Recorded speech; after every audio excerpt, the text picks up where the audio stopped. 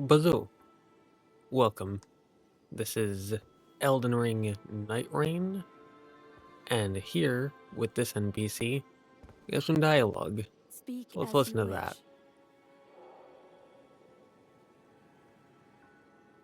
The Night Lord takes the form of a three-headed beast. Brave nightfarers, travel to the distant land of Limveld. There, in the dead of the third night, this dread lord will await you.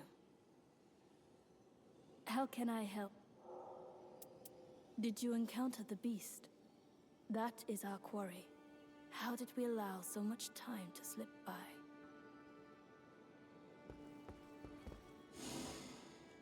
And with that, we can go after Gladius, the first Night Lord.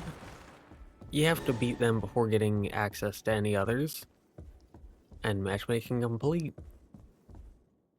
I'm going with randoms, and I did this partially because don't have anyone else at the moment, and partially because people were saying that randoms were really bad. I kind of wanted to just see that for myself. Now, I tend to go with Iron Eye because I think that they're the most fun. They fit my kind of playstyle the best. But someone else took Iron Eye, and I don't want to run two Iron Eyes. And Wilder, there were a bunch of polls saying Wilder was the most popular before the game came out. And so if I can't play Iron Eye, Wilder's my next choice just because they seemed popular, and so I want to show them off. And also great sword supremacy. But with that being said, once the game loads, we can head on in. And this is another me doing a voiceover after the fact. Because reasons. Hopefully you don't mind. But here, heading to day one, someone marked a location. And I can lead if I need to, but I prefer to have someone else lead. And so I am always happy to follow someone else's path. And here, just some basic enemies. And I saw that and I went, that's not a good idea. I want to walk around that. But the one person went straight after the boss. And even though I thought this was a terrible idea, I'm not going to abandon my teammate. But thankfully, the teammate who went after them also very quickly realized that's a terrible idea. And so instead of throwing herself to the wolves, they decided it'd be a good idea to choose life. And as we all know, it is better to be safe than dead. And so we continue running forward. And while he ran forward, I decided to go after the enemies because at the time, I was still in the normal Elden Ring mindset. And in all the other Souls-Born games, I like to be very thorough. I like to kill every single enemy and get all the currency that I can.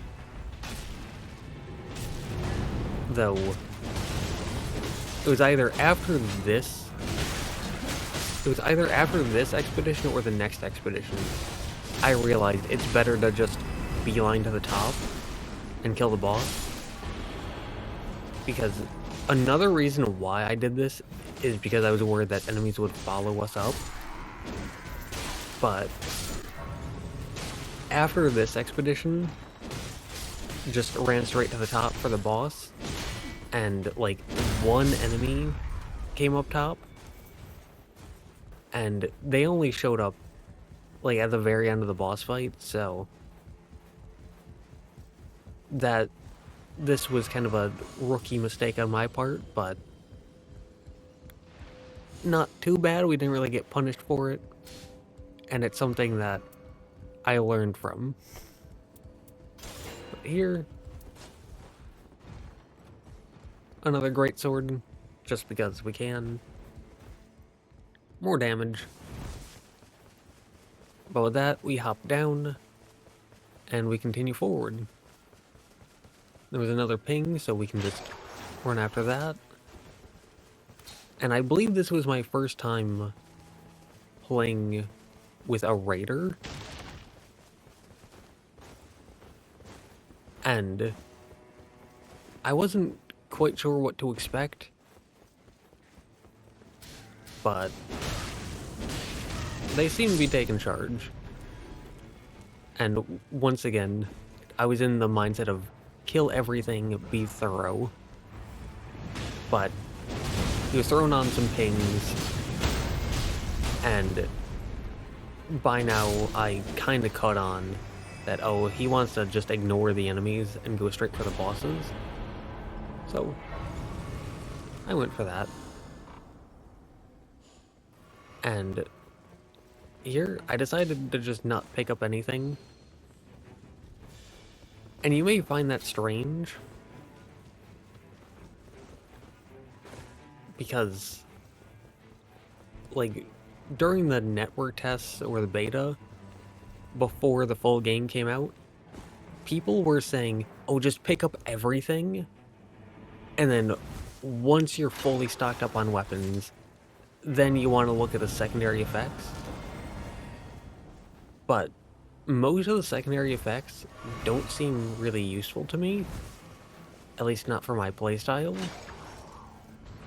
And so, instead of picking up a bunch of weapons and then trying to look through them later on, when I have all the weapons, or have all 6 weapon slots filled up, I decided I'm only going to pick up things that are actually useful to me, or if I think they're useful to a teammate, I'll pick it up and then drop it, so the teammate can have it. And yeah, that means that I don't get a plus 2% bonus to jumping attacks on a Tuesday. But I'm fine with that, because I don't have to look through every single side effect to see which one is the best out of 6 weapons. And so that makes me more efficient. Here, the Anspor Rapier, very good weapon because it has Scarlet Rot on it, but also stamina. Stamina is very good, so we went with that. And here, just wanted to see where the team was going, because I didn't want to run off in a direction where my team wasn't going to go, and I didn't want to take a different path than them, because if you're going in generally the same direction but you take different paths, you can end up fighting different enemies. And I still didn't know the map super well at this point, and I thought, oh, well, what if I go the wrong way and end up getting stuck at, like, the side of a cliff or something? That wouldn't be good. And so if someone is taking charge, I assume they know more about the map than me. And so, yeah. And as you can see, I'd already learned. Just ignore the enemy, go straight for the boss. And here, we kill the Guardian Golem very quickly, very easily. And neither of these was particularly interesting to me, but being able to dual-wield Banished Knight Greatsword is kind of nice. So I went with that. And here, the Raider was pinging that, hoping that someone would pick it up, pretty obviously. And as you can see, only one enemy followed us up, and it was after the boss fight.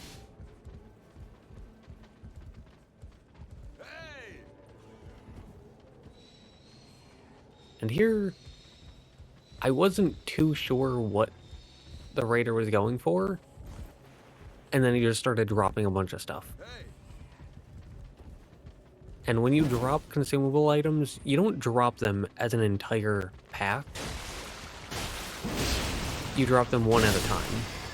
And here, that person left. And you might think that, like, oh, what a crummy teammate abandoning their team. And at first I thought it was because I didn't pick up the consumable items, and I thought that he assumed that I was bad because not picking up consumable items. And at the time, because I tend to talk to myself when... Myself? Are there multiple of me? I'm sorry. I tend to talk to myself when playing these games, even if I'm muted.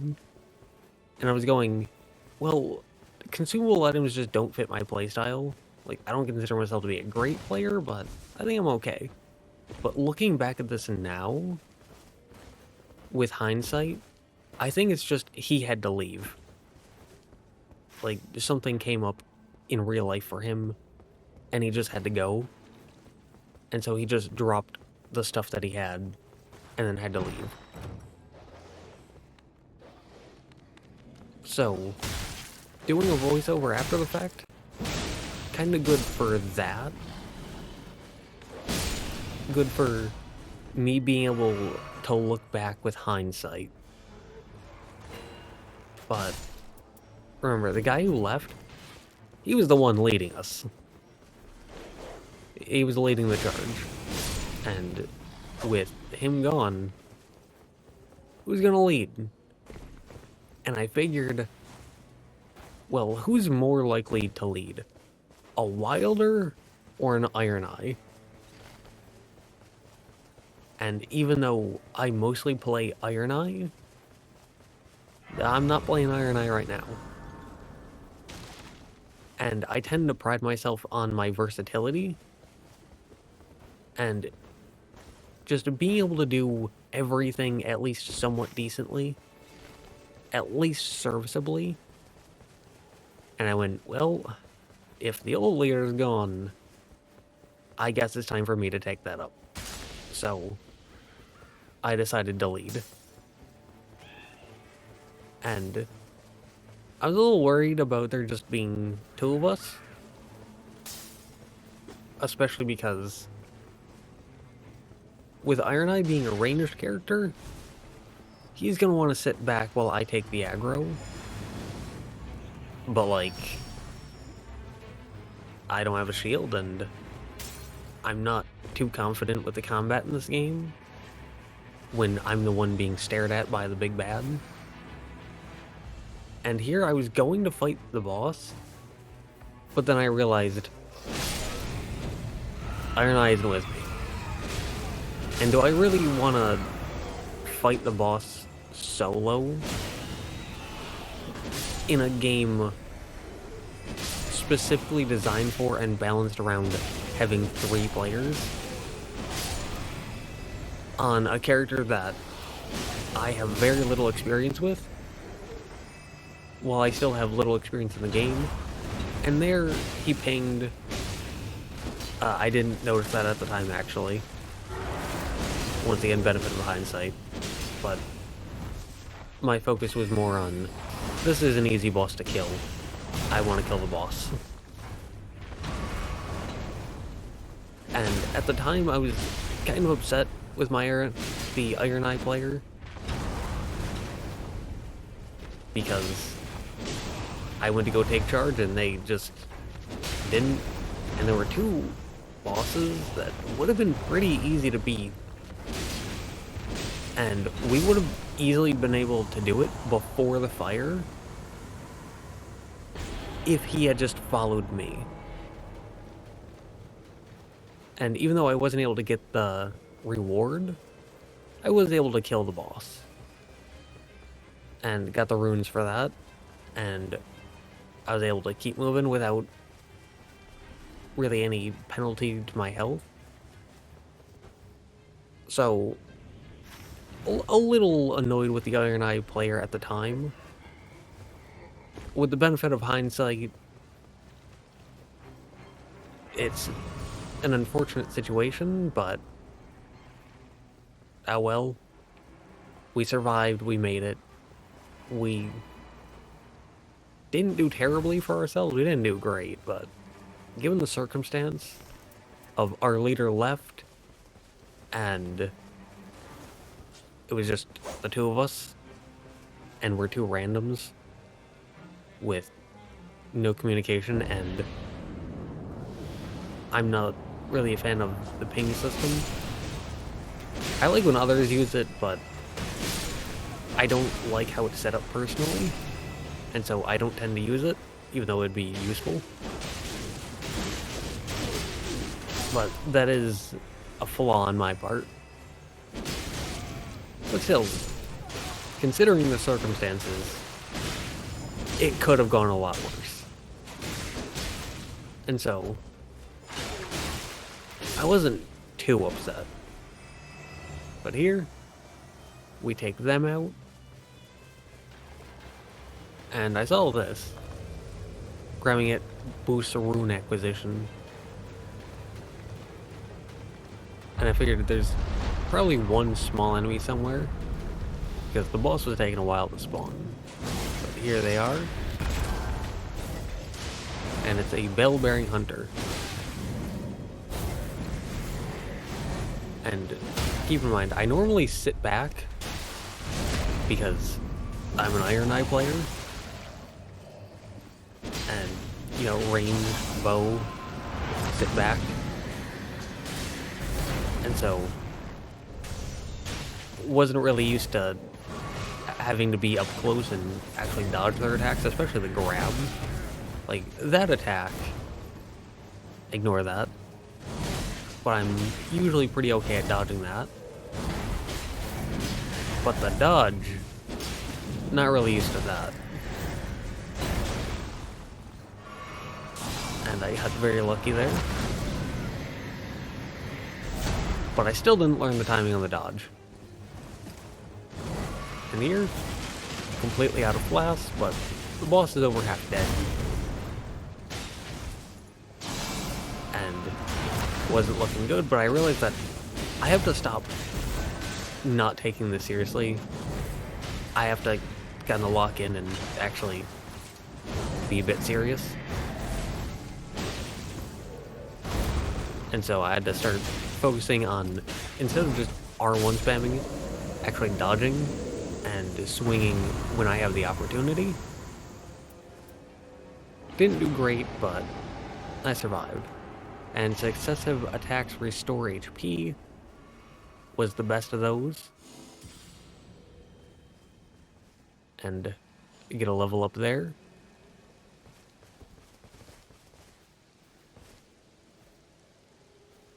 And I wasn't entirely sure what he was doing at the time. I was trying to figure him out. That's why I was looking at him. But he placed a ping, and I figured, okay, I tried to lead. He very clearly didn't follow. And so if he wants to lead, I'll let him lead. Like I said, I tend to prefer when other people lead instead. I can do it, but I don't like to. So if someone else is willing to do it, absolutely. And here, got a flash charge. And this is when I was starting to learn that, oh yeah, the churches are actually very important. And I should focus on those. That's actually why I opened the map twice. Because I just wanted to get a good look at the church icon and remind myself to look at the map more and to make an active effort to steer myself towards those churches because of how useful they are. But here, for Tree Avatar, and in just the basic Elden Ring, they are one of my favorite bosses. at least one of my favorite non-major bosses. So ignoring anything that drops a remembrance, outside of those, Earth Avatar is my favorite. And I didn't notice it at the time, but off to the right there's a red thing. And I think it's a place where another player died, and you can, like, get their loot. But I didn't notice that at the time. And here, wanted to just focus on getting him up, just keeping him alive, because with him down, if I went down, which is more likely because we're doing less damage and I don't have someone else to take a bit of aggro. So, if I went down, which was more likely, then we both would have lost a level and had to respawn. Now there, continuous HP recovery, along with just being a cool, good katana with a good skill. Not really big on skills myself, but if I am going to use a skill, Corpse Filer is one of the better ones. And the continuous HP recovery, it's not crazy, it's not great, it's not super powerful, but it's a nice quality of life thing. So I picked it up. And moving over here, I wasn't entirely sure what he wanted us to go after at the time. I was a bit confused on, like, what he was actually looking for. Because, like I said, this is when I was still kind of learning. And even now, as of voice recording, I'm still kind of learning, but as of this point, I've beaten 2 Night Lords. And so I feel like I've learned a lot since this gameplay recording. Not great, but I feel like I'm a decent bit better than I was. But it was around here that I realized what he was going for. And it was the reward of the boss that I killed. The Demi-Human Queen. Because I killed the boss, and that's just a free reward sitting around. But then I saw this and went, wait a second, this isn't familiar. And then realized there was a cave. And there, night grows stronger or closer. That means that the circle of fire is getting closer. And so I decided to look the map really quickly because I didn't want to go into a cave and then have the circle of fire come in. But upon looking at the map, I thought, we probably have enough time. And if we don't, well, we only have 2 people. So, I'm not gonna cry over that. But at the time, I didn't know the pathing for caves. Like, where you want to go in a cave. And even now, still don't know. I tend to just ignore caves. They're too complicated. My 7 brain cells can't deal with all the complicated pathing. And I'm sure that I could learn them, and it would be very useful. Because there's upgrade materials like smithing stone 2s. But I'm just too lazy to figure it out. And so it's either I follow someone else, or I just ignore them. But here, there was a Miranda. And I was just going to ignore it, but then I heard him fire an arrow and went, okay, we're doing this. And that's the reason I was going to ignore them. Because of the whole fire thing. Poison. And I didn't want to get poisoned, because I didn't know where the next set of grace would be. And here, I was going to back up because of the laser beam attack, but critical hit, and you're invincible during that, so. And with that, as you can see, the ring of fire is coming in, but we got this.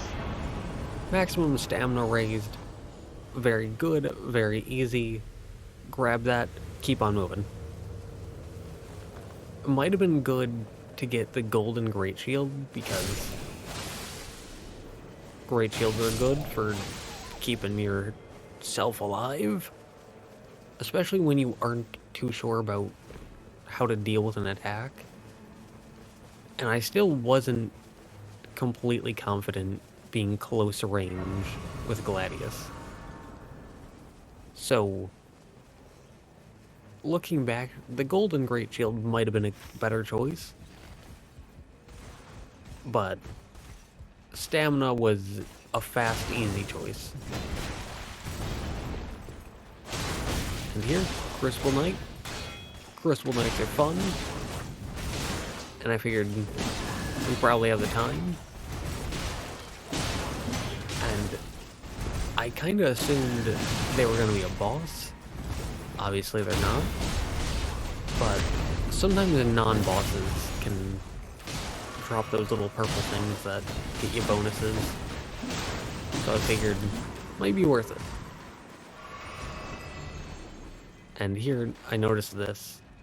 This is another one of the red things that I pointed out before. Here, didn't see anything I particularly cared about. Looking back, probably should have picked up the Flame Burge, because bleed buildup would have been a good replacement for the Great Sword on my back. But, hey, and less likely to be targeted. I was going to pick that up because it was a Great Shield, and Great Shield would be useful. But I decided against it, specifically because of the less likely to be targeted. And when I'm playing Iron Eye, that's the main thing I look for. And I didn't want to take that and make myself the melee character be less likely to be targeted, because I didn't want more aggro going onto the ranged character. So, even though Great Shield would have been useful to me, the secondary effect would be better for Iron Eye, so I let him have it. And as you can see, he took it, and I got a good chuckle out of that at the time, just bouncing off his head. And here, just swung on the enemies because extra pocket change, and I knew that it wasn't going to slow me down from him. We got an extra flash charge, and I just quickly looked at the corpse piler to say, hey, took a bit of chip damage, but continuous HP recovery. Not overpowered, but nice quality of life. And here, I think that he wanted us to... Didn't even get to finish the sentence. But I wasn't entirely sure, and like I said, I was too lazy to learn, and I'm still too lazy to learn how to make our way through these caves. But here, boss. Very simple. Or mini boss, rather, since they don't have a boss health bar. Well, that's okay. If they die, we get this. And smithing stone too. Very good. Highly recommend, so I picked that up. And like I said, not big on consumable items. Even in this game. I pick up warming stones. And if we have a recluse, I'll pick up starlight shards to drop to the recluse. But that's about it. Like, exalted flesh and boiled crabs are useful, but just not a big fan of consumable items. Not too entirely sure on why. My brain's just like, if you can't beat a boss without it, then what happens if you use it and then you die? But if you can beat a boss without it, then what's the point of having it? So it's just this weird, like, no-win situation that my brain puts itself in. But here, the circle is getting smaller, and I figured instead of just waiting around, there's a few basic enemies here. I can kill them. It's not gonna change much, but extra pocket change might be nice for the merchant. Might get us an extra item. And if I didn't do that, what am I gonna do? Just stand around? Like, it's better to just kill the enemies. Here, I was looking at these and I was just trying to figure out what I want to have, like, in my left hand, if I want to have anything at all. And I figured what I've got is fine enough. And here, Perfumer, the basic, like, noble, fallen nobles, aristocrats, whatever you want to call them.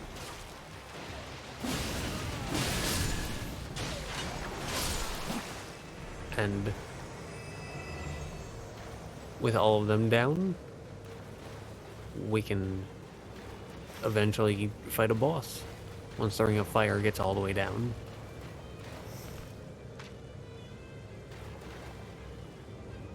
Here, figured we got the time, why not gesture? And once that showed up, I was trying to roll out of this.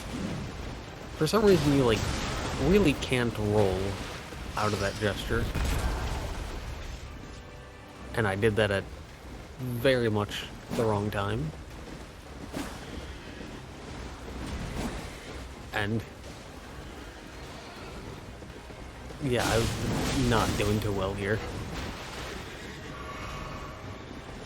And here, I went, oh, so, Katana isn't stunning them. And so because of that, swapped over to the Greatsword. And didn't properly stamina management. So I got hit. And there I just rolled too late. And there I'm not... like, I just wasn't paying attention to the main Tree Sentinel boss. But here, I really didn't use it at first, but I was trying to get more into using the character skills. Like Wilder's grapple. And against these Royal Cavalrymen, they are pretty useful to just stop them from constantly running around. And here, I saw it that time, I was paying attention. I just dodged it at the wrong time. But I figured Greatsword isn't enough to stun the Tree Sentinel, they're just too big. So I can go back to Corpse Piler. Or Rivers of Blood. And I remembered, I actually have to dodge. And so started getting back into that. And I was just trying to be not too aggressive as to not do stamina management properly, or to be stuck in the middle of an animation when I need to dodge, but still be aggressive enough to where the aggro is as consistently as possible on me and not on Iron Eye, who would probably really rather just sit back and constantly help the boss with arrows. There. Managed to take him out, even though there's just two of us. So I gave him a clap. Here, none of these were good for me. But Poise just seemed like the best. Not great, but the best of what we had. So went with that. And made our way into day 3. Where I immediately went to level. And with 12k remaining, bought a Smithing Stone 1. And realized can't strengthen that, which is unfortunate. So I went, I guess we just go with this. But I couldn't strengthen it. Realized it took a 2, not a 1. But I couldn't upgrade anything besides the shield, so did that, and then kinda just bit our tongue and moved forward. Because at this point, we weren't able to beat Gladius. Now, granted, this was only like my 4th expedition. But up to this point, I wasn't able to beat him with 3 people, and now we had 2. So I wasn't going in with high hopes. So just because, like, I'm not the person who goes, oh, we're gonna lose, therefore I'm just gonna give up. I'm not that type of person. If I think that I'm gonna lose, I don't just give up, I don't just throw a game. I also just don't sweat. I don't try hard. So if I think we're gonna lose, I do my job. I try to be a decent enough teammate. And I was going in with that. I was kind of wondering where Iron Eye was here. Thought we lost him for a moment. But he's here, it just took him a moment to load in. And with that, he popped some items. I figured I should probably do the same. And with those items popped, Gladius, Beast of Night, comes for us. Which isn't what we want, but it's our job to have Gladius look at us, because we are the melee player. And you want the aggro to be on the melee player, not the bow guy. Although, as I said, I'd never really fought Gladius close up, so I wasn't sure what I needed to do. Like, I wasn't sure what attacks needed to be dodged, when you needed to dodge them, what direction you needed to dodge, what attacks needed to be outrun, where you needed to run when. I didn't know what attacks needed to be outpositioned. I just wasn't sure about any of that. And so really wasn't confident in this. I kind of knew that attack. At least I knew what to look for. And I knew that if you just sprint away, like surge sprint, not normal sprint, you can pretty consistently get away. I wasn't entirely sure on what he was doing.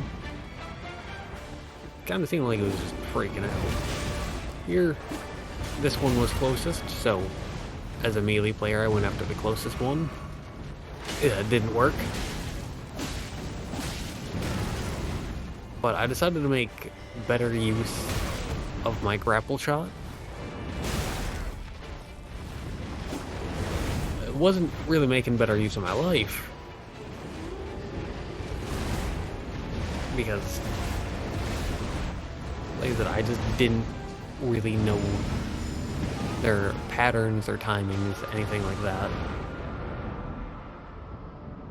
And because of my lack of knowledge, I made a lot of mistakes. I went down, he used his ult to bring me back up. Though, like I said, really didn't have any delusions about winning this whatsoever. But I was still gonna at least somewhat try to do my job. This doesn't mean I was gonna do it well, but I was gonna do it. To at least somewhat of my ability. Now, how well I could do that with basically no health and with no flasks is questionable, but good timing for the boss to split into 3 and back up. However, he hesitated a little, but I'm not really blaming him because I made a lot more mistakes there than he did. So, unfortunate, especially because one of our teammates had to leave, but it is what it is. Considering we went in with 2 players, and I really didn't know how to melee Gladius, I feel like we didn't do too terribly.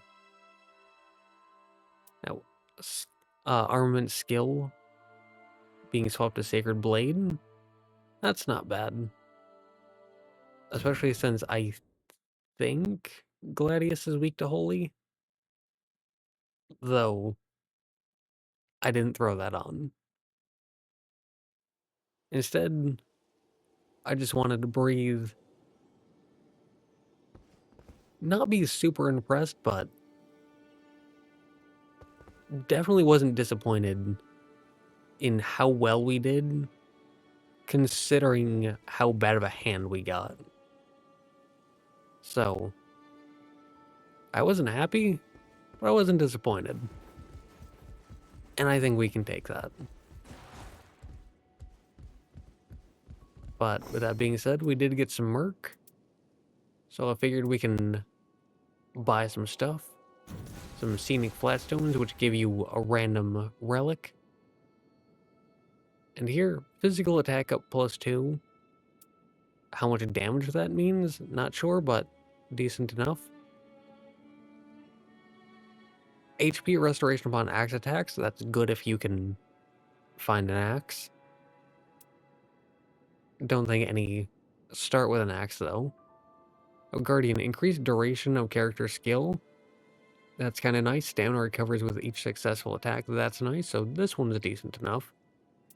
That's not, but we can sell it. And then nothing too good here, but these are early ones. So I figured we get what we get. And yeah.